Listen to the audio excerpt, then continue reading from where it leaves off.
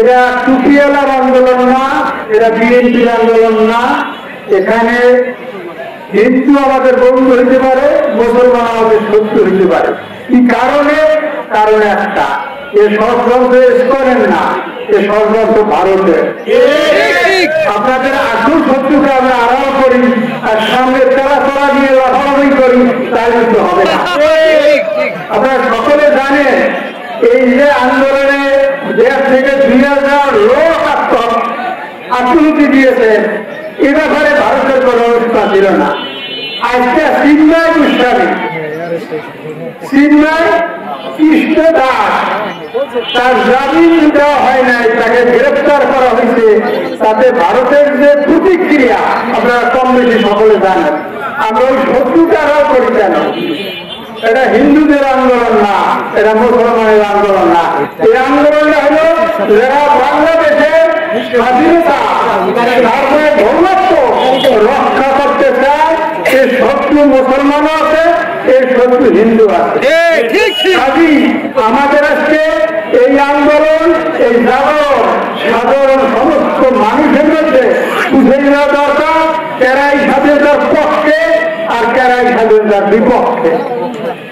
কাজী এটা আপনারা জানেন, ভারতের সিকিম রাজ্য আলাদা একটা রাজ্য ছিল, এটা আজকে ভারতের একটা পরব রাজ্য, একটা তাদের অন্তর্ভুক্ত রাজ্য।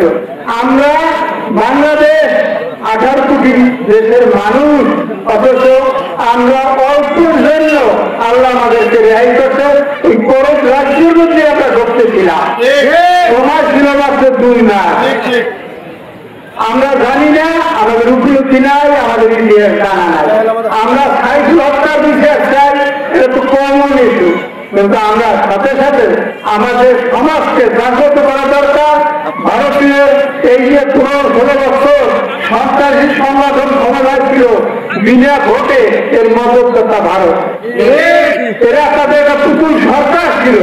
আমরা যদি সে ব্যাপারে আমাদের যদি ধারণা না থাকে, আমাদের যদি উপলব্ধির মধ্যে সেটা না হয়, তাহলে আমরা ভুল করবো। কাজী আমাদের আন্দোলন শুধু প্রসারী হওয়া দরকার। ইমাম পরিষদ এই আয়োজন করছে, তাদের কাছে আমরা কৃতজ্ঞ। কিন্তু এই আন্দোলন আমার জনগোষ্ঠীর মধ্যে ছড়াই দেওয়া দরকার। এই দেশের স্বাধীনতার পক্ষে কারা আর বিপক্ষে কারা। কাজী আমরা আগামী দিনে যাতে এইটা সাধারণ মানুষের মধ্যে যে যেখানে থাকি, এই স্তম্ভের সামনে একটা সাইনবোর্ড, কিন্তু এটা মূল ভারতের র এটার মধ্যে ঢুকে আছে। আজকে তাদের বাড়ি পুলিশ, তার বাড়ি ঘেরাও করিয়া সেখানে কোটি কোটি টাকা পাওয়া গেছে। সেইতে 1 কেজি সোনা পাওয়া গেছে, 80 কেজি সোনা পাওয়া গেছে। এত টাকা তারা পাইছে, অথচ তারা কি করে বুঝেছে একটা বুঝে যায়, মনে যেন বড় মানুষ হারাই গেছে এরকম।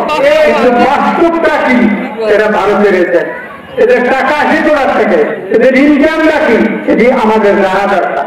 কাজী আমরা যে সাইফুল হত্যা বিষয়ের দাবিতে এখানে একত্রিত হয়েছি, তা মাত্রার কামনা করি, কিন্তু আমাদের আন্দোলনের প্রতি আরো অনেক সামনে আমরা সজাগ হই, সজাগ থাকি, মানুষকে সজাগ করি। সবাইকে ধন্যবাদ।